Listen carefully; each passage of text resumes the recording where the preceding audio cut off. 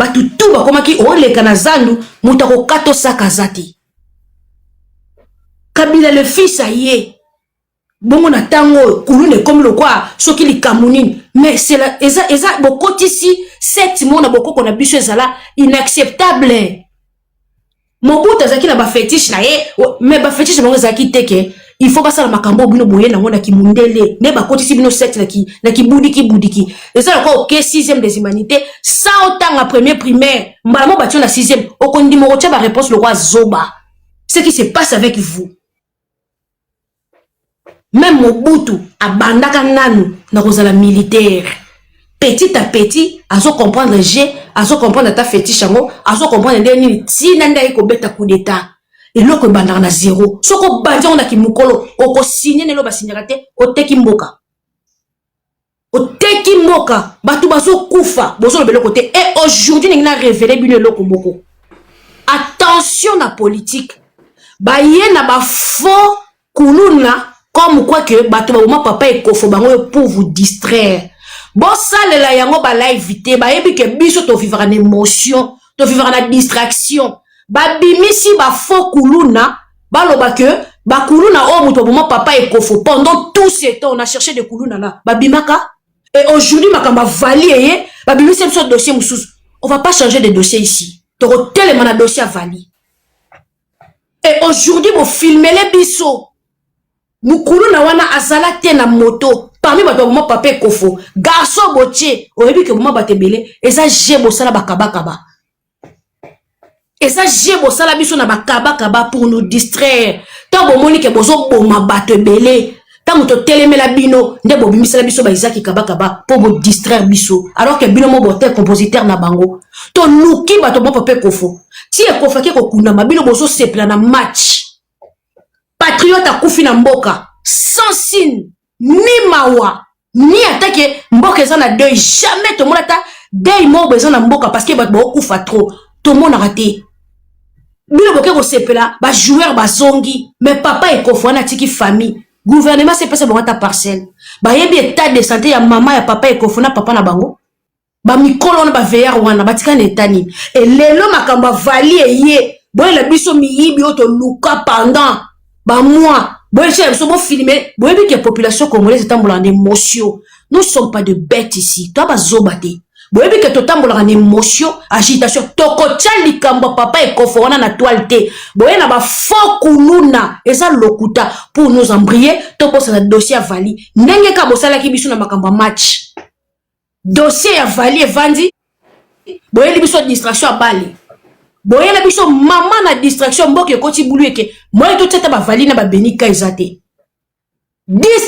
distraction pour nous embrayer boye bike ba joueur na ba musicien baza na batu na bango ba na population na bango soto benzi mutu boye population ne ko landa biso boso ko mbuye bino moko boso ko mbuye biso te pour nga so linga joueur wana et l'accepter que so yo pesi mutu kana odingo jamais so linga musicien wana et c'est que pour yo so ko pesi lo kana odingo jamais ngana suki kana musicien na joueur nanga papa e kofa kufa kala to luka mutaboma ye to monate muto bobimisi wana tangu papa e kofa kufa 2 jours après tu as la vidéo ba mi bela ba kendo yiba sona pigeon na pompage ba beta masasi na 12 heures na pompage ba keli vulu ba beti masasi to za na ba vidéo to laksa bino ana moto même moto bokanga ba mota et aujourd'hui we na forme yibi mobwe bobi ke to peso mbongo yo follow bake yo bi ke yo boma ba tutro na boma ba tutro arrêtez de nous embrayer wesh bino kasi to ba boma to ba zoba to kokota dossier e kofote to na dossier vali nani ya boma vali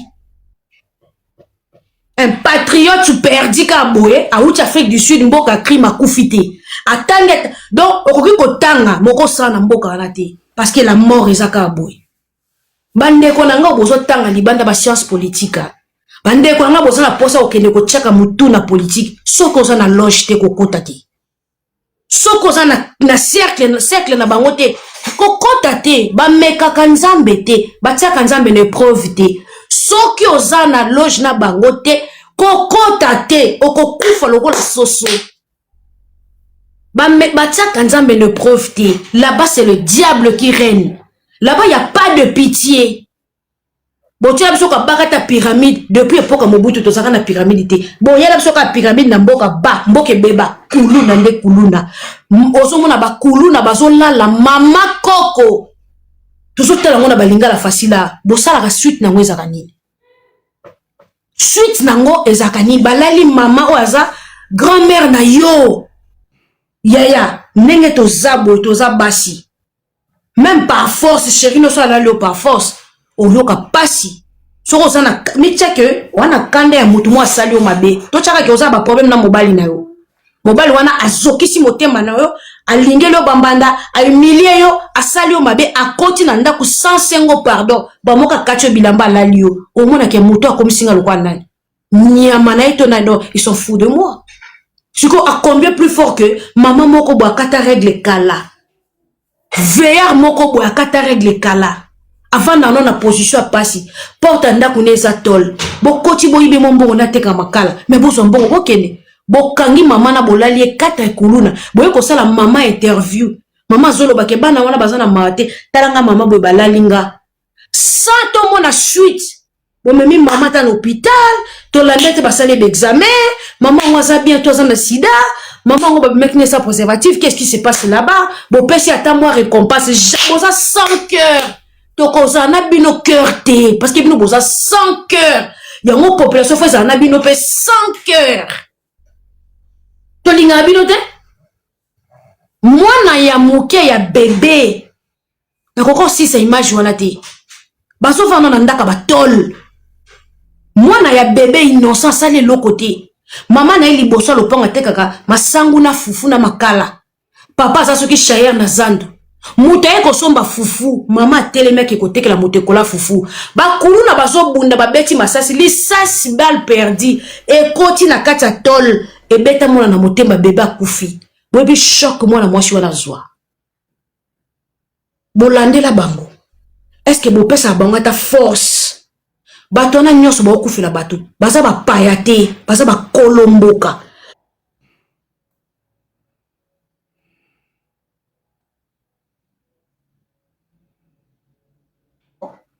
Boba konzamboka.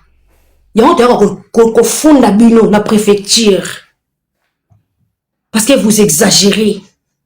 Mboka nini muto ovanda la sécurité. Bandeko bazakuna kolia pasi, ko futa ndaku pasi, garantie 10 mois makambo nyonso pasi. Ozana poto ezalo ba peso charge à famille. Envoie. Mukoni pe botinde la biso. Ça les até. Pour vouloir bangota Ezaka tinda nani bo abeli bazaka na ba nouvelle mabe mutu bo anyata ki sete hôpital balobi tonga tétanos mutu bo asala ki boye nani bo elinu pasi mani bazala kaka ba parce que bazana ngote yo siko ve na poto olia semule kitobie il faut tinda tala mboka bo pesa biso charge sud africain so ya poto tam susu ya obeta tour. Et à tes familles, na yeso kay poto, ba tiele motema andotinda chaque jour. Non.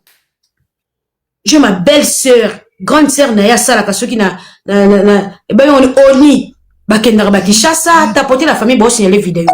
Ba ya ka ba poto en aucun jour na mona belle-sœur nanga, grande sœur na ye sud-africaine. Abano batinda mbongo so za poto jamais. Au moins yana bonga wuti poto azongi. Normal.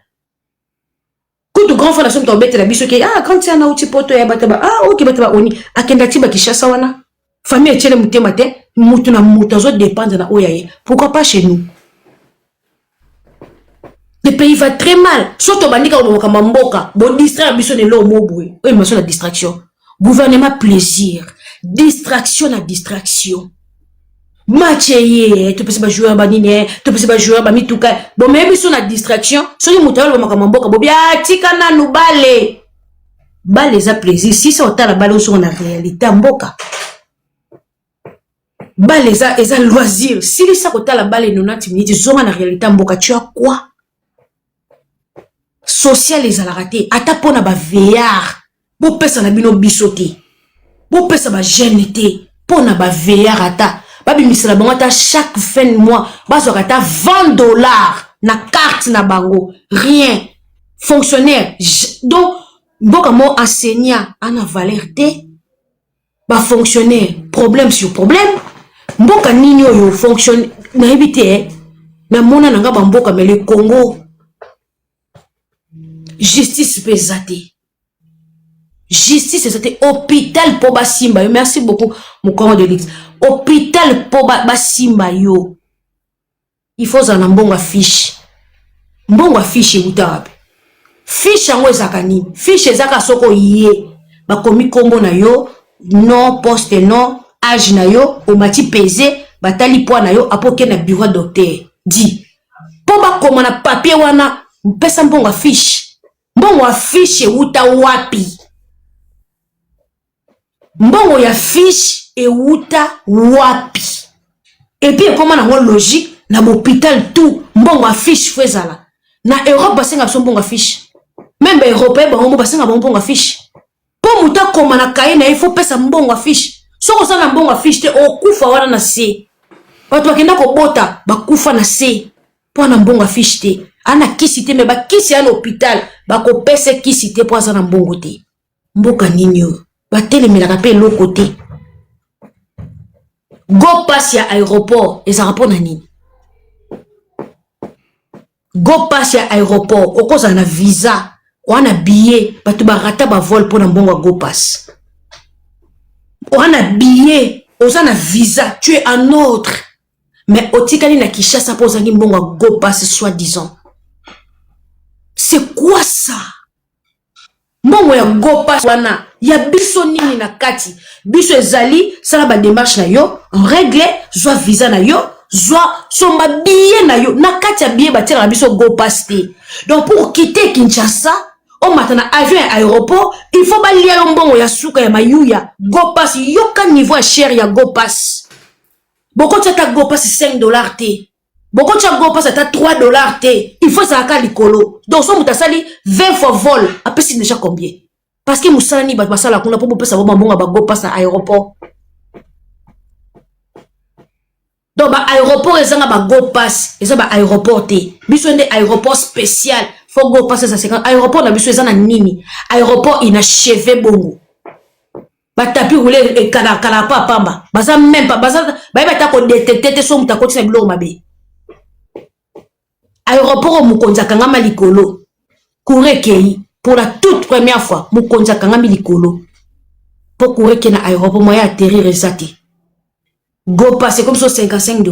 Mais vous avez qui vraiment franchement. Allez, gouvernement est bongo. Bonzo sango. Aka kokosa batu na télévision sango. Tango eko kumisa ministre de justice. Oyebi ke soni mutetindi yo batindi yo. Babi sango ke lo baboy. Ministre de justice aze lokote. Asalaka lokote. Na mboka na justice ezate. Koutou na Congo, moibi fa boma yo, ke yo boma moibi. Tande bozo faire chier moi na rebo. Bo pekisi abeta concerté, abima mboka te na Congo, moi na batu, azo luka vi. Moibi nda ye ko sale mabe. Mais bo confisquer rebo na kin, nanya za sima ya makambo nyoso. Un voleur oya yibinga. Na meki ko régler ye. Lelo rebo akomi mal vie pour régler Moïbi. Soki Moïbi wana beta ki rebo masas. Rebo akufi ne procès tirel ko funga malasima. Toko molanda procès ya Moïbi beta ki rebo masas. Mais lokola rebo nda adresser Moïbi parce que justice ezana na Congo te, bino boyeli biso ba problème belé. Mais il faut ça justice parce qu'il y a pas de justice au pays. Bon comme si moi abeta musique te, asala boyete parce qu'il y a sali nini. Beni azana Brazzaville, bosi bokateli biso ekoto. Pobo kangela biso mwana mukelo kola rebo do bino justice mna lisoko wana ebimaka so makamba pa pamba na makambo ya bien justice ebimaka te nani mu continue na za besoin ko la rebo il faut faire chier ya modèle wana pourtant ko senge na suka rebo afungwama mu continue na za sima makambo o ya draga rebo boya o ya lula rebo abimaka na mutu mususu mame je nzengele de moi mu kondi moko za na sima makambo alula rebo atikala ko pese bundu te alula rebo amona rebo na mwana lokwa innocent et pese siko kanda na pecho na za luka et on faire chier awa mu kondi ni za sima makambo rebo pour voler abima na raison rebo comme na tort akoma mal vie mwana na bota Asa pauvre fille, asa riche te. Abandi minani a tozotala. Minani Rebo faire à juillet. Abimisi na label na ye. Et loko nini Rebo asa nango. Po bobanda ko faire chier mutu. Abeta musique te. Embargo ya nini. Et bela ba musicien poli ba na Congo wana. Yo kanisi artiste musicien moko kanga moyibi. Autika ye. Artiste musicien mona mboka na biso kanga moyibi autika ye. Donc justice abine po na rabilongi. Chose qui ba artiste ya politique. Bonga bo beta ta di solota. Engel le kala passé simple. Chose qui ba artiste ya ba politique. Ako faire éliminer yo. Histoire ezate. Donc justice ezaka pour na bateau. Ba na relation te kuna na kati. Aucun artiste congolais moko kanga moyibi cheye. Aobenga mbile ya ozwaye. Bako tout est non kuba. Tout le monde a bon ba concert. Ba beti mutu na concert na ye. Ba salrani. Mutuku tara fanatique a poussani ba tindiki ye ba beti ye bokangisa bango bo interpeller bango combien de fois ba kwena na makambo ba musicien awa bosi bo interpeller artiste nini o muta buka na concert na ye po ya Rebo abeta mutu komi problème bona kisanga artiste nini o batu muta buka na ata na concert na ye moyibi te Mike Kalambai aboma batu na martyr tout le monde passe procès na ye les cas Mike nabie politique ali soko Mike Kalambai loko asa mwanetu aboma batu na stade de martyr bon l'acception procès Mike Kalambai ele kala mboka ni ba famille loba la télévision bokena ko luka bo butu bo fina ba dossier pour moi nana Rebo abomi mutute juste abeti sika moyibi mais Mike Kalambai aboma batu ba kufa ba famille na bango sala ba vidéo bokena ba famille na bo dosa actualité ele kala ba télévision te ele kala ba internet te et bon si ce dossier entre vous là-bas c'est quoi ça avant bo banda ko kangare bo pesa non Mike Kalambai embargo mais Mike Kalambai aboma batu maman Denise azaki une église les jours ouverture ya li gablo na eti Mike Kalambai abobi batu na tanga fatite aboma batu dossier kendab mais maman Denise la première dame azaki jour afongola ligablo na ye jour afongola ke église ba pesi ba million pas ton église ba pesi mbongo na politique ba million bimi mais aboma batu na stade de martyr tout suite on a procès à Mike Kalambai na modèle ya bomela batu na martyr tout on a procès à Mike Kalambai maman Denise azaka liboso na église à Mike personne maman qui ba kangie boye normal parce que Zanan Taliban siko mwana muke lokola Rebo abomi batu na martyr te bozo pesa mbargo ani na Congo pourquoi bozo ase ba tour soki bozaki gouvernement conscient fait bon non pas Mike Kalambai fait bon non pas Mike Kalambai oto mona batu ba kufa batu ba koya ba kufa likola ko luka ko wela likola ko tala ndenge Moïse Mbi abeteki concert abimi na ba pepe loko banganga formation loko a secte zo salama na etonga ya nzambe ekomi etonga ya diabulu ndenge Moïse Mbi abima bongo ata na za aveugle na za fana pasteur sorti ya Moïse Mbi franc-maçon kende ko beta ngo même na Google okomona na ba carré ya ba tableau loko ba dame ya noir blanc sorti tu mona ke awe secte bandi et sorti ya musala nzambe za bongo ba frère Patrice ba bando beta ba concert na kala ongebe ba so bima na ba spectacle bongo place ni Jésus Christ bima na spectacle bongo Jésus kuta kufa ase quoi aso bima ba yekoli na ye bo so mona Jésus tango me ba yekoli ne abando ya ne tulu ko ba jelo ebele Jésus tango aso bima na ba yekoli ne abande ko na di un jelo na sima aso na ba jelo keboge tikanga ou bien abangisa ba Pierre de ba vandika ba ono makambo ya Jésus ba moni Jésus abangisi bango abimi loko moyibi abimi loko nganga bo mona pas Jésus abangisa ba mais bino so mte concerne bino ko lala te kaka entrer a pamba mutu fa banga wana gouvernement mona raté pour boza loge moko pour boza ba fan na ba pasteur vous êtes des bêtes bonzambe moko te zaki wana on voyait spiritualité il faut ça liboma na vie na ça liboma no différencier ote et lo indice. Vous revenez de Brazzaville? Oui, je reviens de Brazzaville. Je suis revenu aujourd'hui. Qu'est-ce qui vous a conduit à Brazzaville? Merci pour la question. Le samedi, dans la nuit, non, Les samedis au début de la soirée et tout, il y a une dame, comment elle s'appelle encore, Maman International et tout, qui va contacter un membre de ma famille pour lui dire que non, il y a des gens de Brazzaville qui l'ont contacté, qui savaient là où Béni s'est trouvé. Il y a des dames de Brazzaville, juste de bonne foi et tout. Parce qu'il y a une dame et sa sœur qui sont amies à la fille qui est en train d'héberger les criminels Moukena et tout.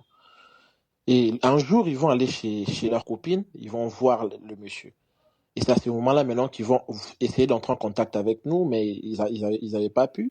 Et ils vont entrer en contact avec Mamou. Et quand ils vont entrer en contact avec Mamou International, Mamou va leur pousser à aller vers la police. Et la police, et une fois contacté la police de Brazzaville, la police de Brazzaville va intéresser Interpol au niveau de Brazzaville. Et ils vont constituer une équipe, ils vont aller à l'adresse où Moukena était. Et il n'était même pas là, à la première adresse. Ils vont arrêter sa copine là de Brazzaville, et sa copine de Brazzaville va leur indiquer là où il s'est caché. C'est comme ça que ça s'est passé. Et moi, j'étais un peu dans le bruit les samedis, on m'appelle très tôt les matins le dimanche, on me dit de traverser, et c'est à ce moment-là que je vais traverser. J'arrive là-bas, je rencontre le dame du Congo d'en face qui nous ont aidés. Je parle avec elle m'a expliqué un peu ce que je viens de vous expliquer maintenant.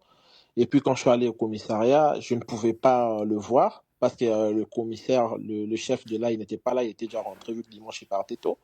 Ils m'ont demandé de revenir aujourd'hui le matin, entre 5h et 7h et tout pour les heures de visite, 5h du matin.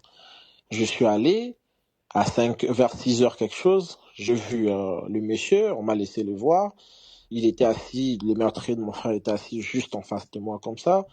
Bon, il était bien sûr derrière une porte en gris, je crois. Bon, on s'est vu, il m'a regardé, je l'ai appelé Benny, il m'a regardé, il a baissé son visage pendant 5 minutes. Il est arrivé vers moi. Vous avez rencontré Benny Mukuna en personne. J'ai rencontré Benny Moukena en personne, il avait un polo noir, la barbe un peu sale et tout, des cheveux un peu sales. Donc, j'ai rencontré un monsieur un peu trop sale là, qui est Benny Moukena. Je l'ai rencontré aujourd'hui. Il m'a regardé droit dans les yeux et après il a baissé son visage, il ne m'a plus jamais fixé les yeux. Et vous lui avez parlé. Je l'ai appelé par son nom, quand il me regarde, il n'arrive pas à me fixer. Et moi, j'étais dans mes émotions et tout, parce que lui, j'ai vraiment envie de le dévorer. Mais bon, Évidemment qu'on laissera la justice faire son travail. Exact. Comment l'avez-vous trouvé? C'était quoi Voilà. C'était comment? Est-ce qu'il vous a reconnu? Je suis sûr qu'il m'a reconnu parce que si je suis un peu trop passé dans les médias, je suis sûr que pendant ces temps-là, quand il était en cachette, il regardait sûrement des vidéos. Parce que le jour de la veille mortuaire de mon frère, je lui avais déjà fait une promesse que personne n'est au-dessus des dieux, que nous, on finira par l'avoir. Et je suis sûr qu'il s'est rappelé de cette phrase-là quand il m'a vu. Et aujourd'hui, on l'a eu. Et donc les services vous ont laissé accéder à lui, les voir. Est-ce qu'il y avait des gens ou on vous a laissé qu'à vous deux? Non, il y avait des gens. Il y avait des gens, il y avait notre avocat de la famille, il y avait quelques policiers brazzavillois. Il était dans l'autre côté de la grille, et puis moi j'étais aussi dans l'autre côté. C'est-à-dire qu'il y a une sorte de volonté de transparence de la part des autorités.